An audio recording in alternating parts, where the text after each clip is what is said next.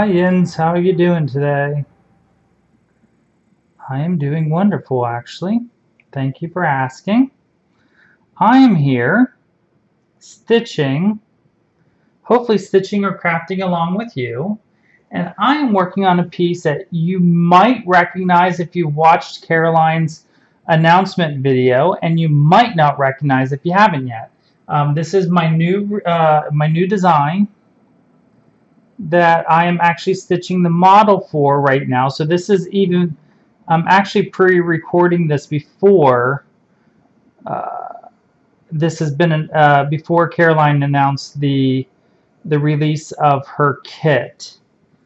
So, but I wanted to do this because I have had a lot of interest in how I go about creating my designs, like my design process. And whenever I reach out to all of you for ideas on possible topics for conversation during these Stitch With Me videos, it often comes up, people are curious as to what my design process is. How do I go about designing? What is the steps for me to create a design? So I thought while I was stitching my model, I would go ahead and talk about my design process. So before we get into that, I'm actually going to have to change out my thread here. So I'm hoping I can finish off this small, I don't know if I'm going to make it, motif. 1, 2, 3, 4. To get 6 more stitches.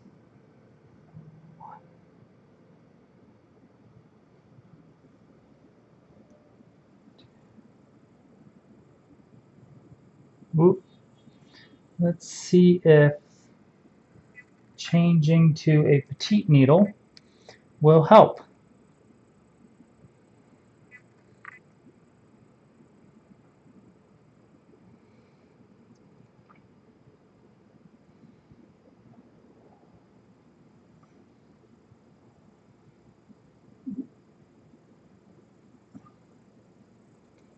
Got 1.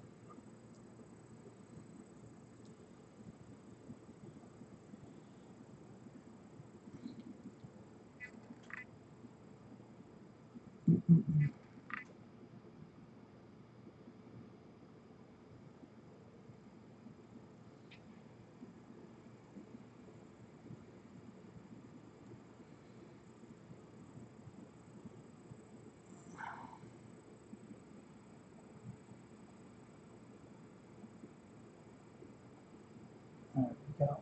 Can I get that? Come on. There we go. Okay. And you all are going to be like, well, why don't you just switch out your thread? Well, I would rather use, try to make it to the end of this motif and not have to switch out my thread, because then I don't have to carry my thread behind to go to the next motif next door. But I don't know if that is going to happen, because I don't think it's going to make it. I still have 2 more. Yep, not going to happen. I'm going to have to end it off on the back here. Where am I at?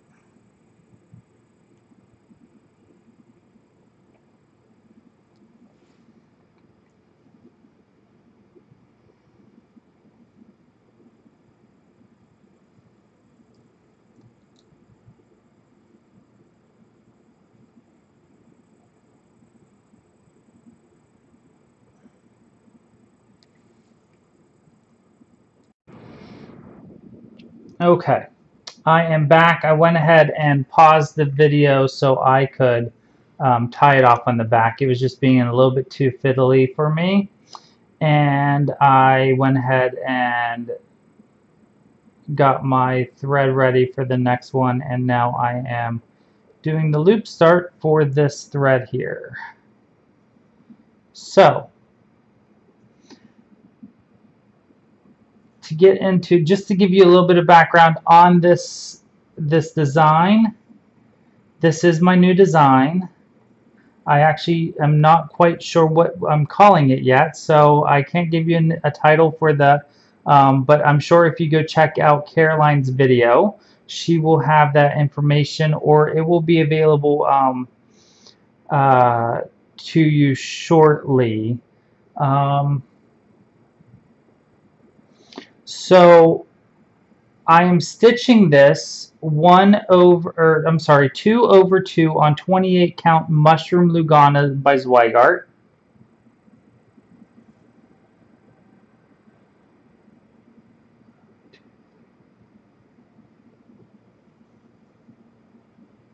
One, two, three, four, five, one.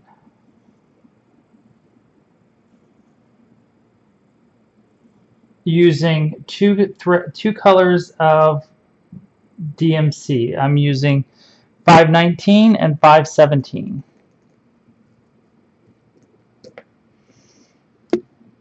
Here is the called for the pattern.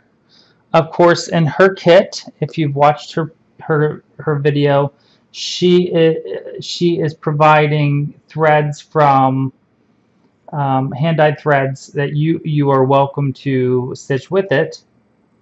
Stitch this pattern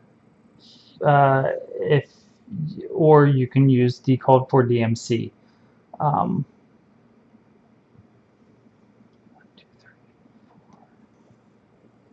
Of course, with all of my patterns, the DMC, the way I design is, just like any cross stitch, the pattern is just a suggestion. You are always welcome to adjust it to your liking. So if you don't like blue and you want to stitch it in green, then stitch it in green. Or if you want to stitch it in purple, stitch it in purple. So to get into my design process, when I initiate a new design, I'm usually inspired by something that catches my eye, or a design or a style that I really like. So for instance, my old-fashioned architectural series, the water tower, the silo, the windmill, I was inspired, well, initially I was inspired by walking through Hobby Lobby. And then that got me thinking about old-fashioned elements on, when you drive through the plains of the Midwest and the West, and you see, when you look out over the landscapes and you see all those different, standalone buildings and architectural elements, that is where I got my ideas from. And then from there, I just start to think about things, think about how I want to lay out the design. I am not an artist in the sense that of drawing and drawing, painting, that type of thing. So for me, I'm not able to sketch out pictures. So the first thing I do whenever I get an idea is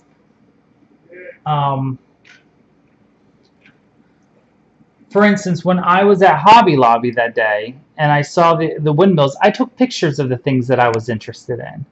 And then that helped me get ideas, helped me get, so I could have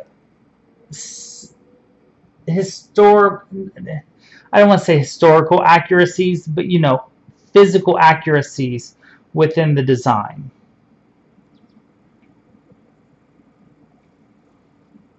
Then when I was ready and I had the ideas that I wanted to get out into my design, I would sit down with my computer and my design software, and I would begin sketching the design with my cross-stitch design software. Typically, I would start with just using an outline and, like, DMC Black 310, just so that I would get a feel for the shape and everything. And then from there, I would add in colors and pick the palette that I want, and fine tune how I want to finalize the design. Now, of course, the design is not fully finalized yet because, of course, I haven't stitched it. And once you stitch it, things might change. So once I have the pattern the way I like it, the way I personally like it, I call upon my stitching go-to friends who have a little bit more experience and a different aesthetic and taste than I do, because of course, I have a very unique taste compared to the majority of stitchers out there. So I want to ensure that my designs are going to appeal to a wide audience. So I get opinions of other stitchers so that I can ensure that I'm going to, actually make some sales. And then from there, once I get their opinions and their feedback, I will take that into consideration, make edits as needed, and then I will begin to stitch up the design. Now that is how I did the majority of my other designs. This design, of course, is much different because this was my very first design that was, I guess you could say, a commissioned piece. Let's see, let me get to my next motif. 1, 2.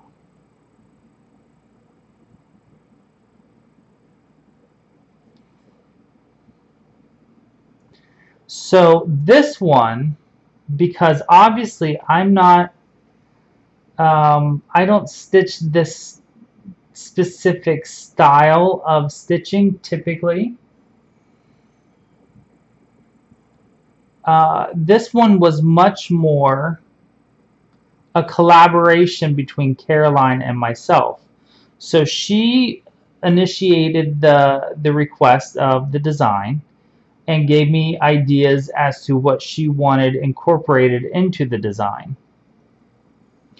And then I sat on it for months and months and months. But I don't think it was months and months and months, but I sat on it for quite a long time, just ruminating and thinking about, how am I going to make this work, because it was so far out of my design aesthetic. This one was probably one of the most challenging designs for me to create so far, just because I haven't really ever stitched anything like this. So I really had to study some different techniques. I don't want to say techniques, but different styles, and look at a lot of different patterns and finished pieces just to get the look that I was going for.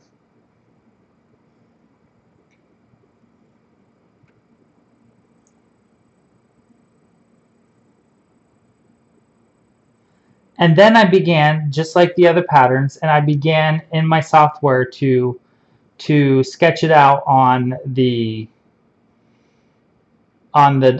cross stitch software. And I knew what the palette was going to be, so that was pretty easy to figure out. And then I just played around with it, and I used it was a lot of going back and forth with Caroline to get her opinion, get her taste, but also keeping my aesthetic in mind, because it is still something I am producing as a designer, so I want to have my feel in it as well. And it was really a collaborative technique, a collaborative process.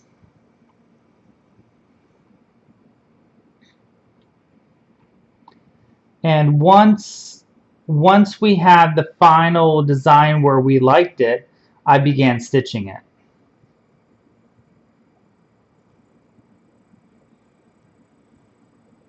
And that's where we are today.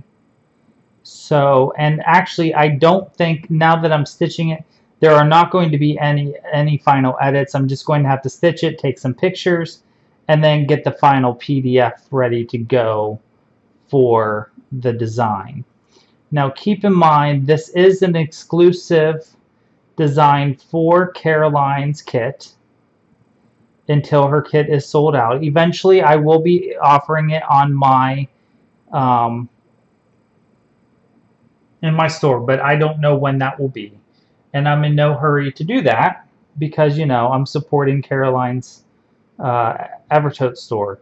But eventually this pattern will be a series. I have some thoughts in mind as to how I want to make this probably a 5-part series is what I'm thinking at the moment.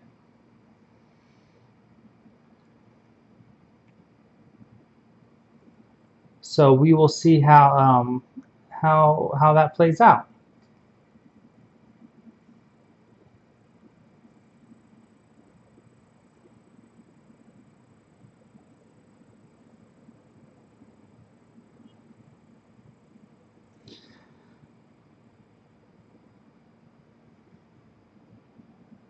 But I know for most designers, and I can't say this, but I know a lot of designers really utilize that, graphic software or drawing and stuff like that. I am not artistically inclined in that way. So for me, it's really just sitting down with, and so I think it's a lot slower of a process for me, and that's fine because I don't have those skills and ability. But I'm not doing it as a full-time job. This is, a part-time fun endeavor for me to enjoy the creative process and to learn more about how, the process of stitching.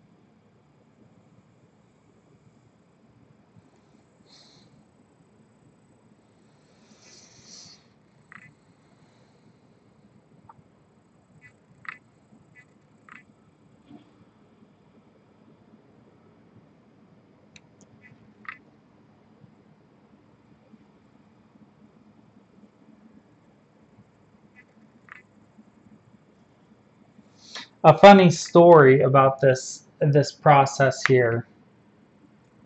Well, at least it's funny to me. Is when Caroline first approached me about designing a pattern for her kit. Of course, I jumped on it because, of course, I want to, it would be awesome to work with a close friend and design something such as, and I thought, what a great way to um, to force myself to get out of my comfort zone and work in a style that is not really my aesthetic. And then as time went on and before I really got started into the design process, I started to psych myself out and I was like, oh my gosh, what did I get myself into? You know, I have no idea where I'm even going to start or how I want to do this.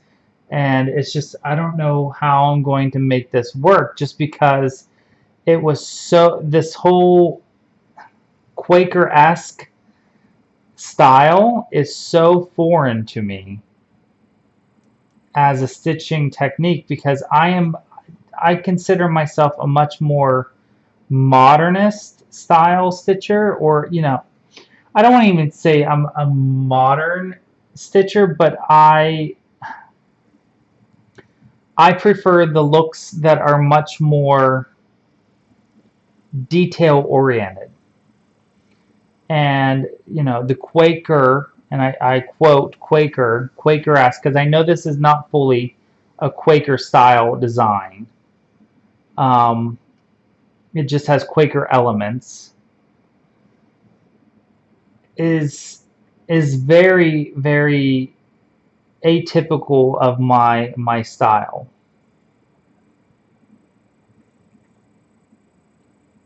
But I was up for the challenge because, you know, why not? That's going to make me grow as a stitcher as well as a designer. But man, that was definitely a challenge for me. And I think it was more just because it was more of a challenge just to get out of my head and to allow myself the creativity to do it. Because I think often we box ourselves into these styles because that's what we like. So and maybe I'm speaking for myself and not, you know, and I'm not speaking for others, but we don't allow ourselves to like or even look at other things. And I will be right back.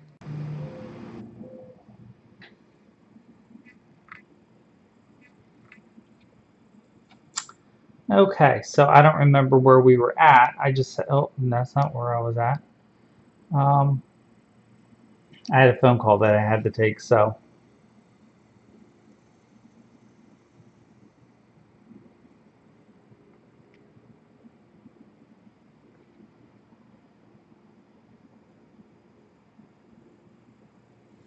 let's do this.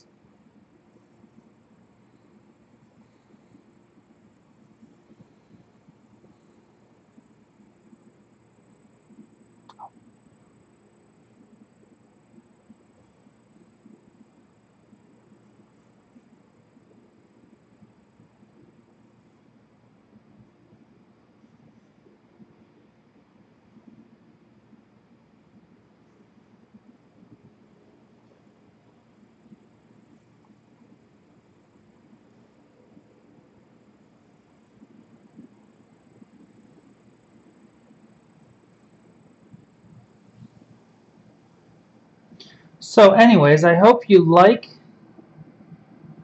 the design.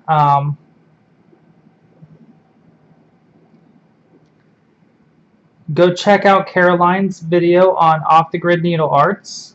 I will have the her channel linked below. As far as I believe she is taking pre-orders for the kit,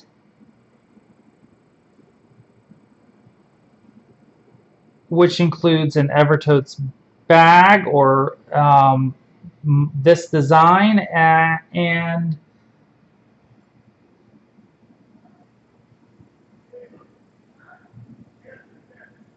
hand-dyed flosses, which is an awesome kit idea. So go check out Caroline, and I hope you enjoyed hearing about my design process. If you have any further questions as far as how I go about my design process, please feel free to put that in the comments below. I would love to, you know, I'm trying, I would love to answer those questions to the best of my ability. Of course, I am a new designer. I by no means am I the expert in designing. I do it my way. Everyone has their own unique style, their own unique way. Um, but I think it's a great thing to keep to talk about these things so that people have an understanding of what all goes into the a design process and why it is so important that we ensure that we support our designers and our creators, our floss dyers and our bag makers and our fabric dyers, because it is a lot of work and they should be properly supported and not, especially as far as, copyright and the design process and protecting those patterns so that are that the patterns, wait a minute, what am I doing, are not stolen, because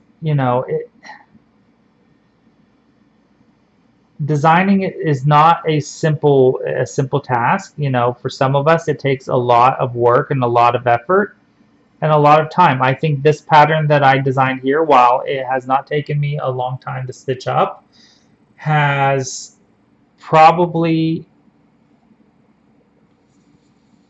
40 to 50 hours of work into it just to create the design, because of how my design process works. And so, when you try to figure out the cost of labor when it goes into that, asking, a monetary value on a pattern is hard, because to really get the cost out of the effort to put into a design is hard to do.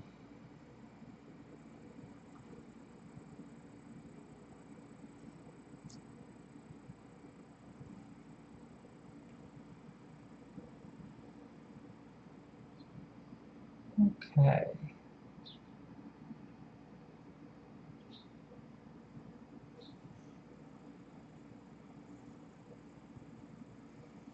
So thank you for watching. Thank you for liking and subscribing to my channel, and I look forward to reading your comments. And if you have any other questions, please again feel free to put them in the comments below, and I will try to answer them to the best of my ability. And until the next video, I hope you have a great stitching week, and don't forget to always be creative, and I will see you next time.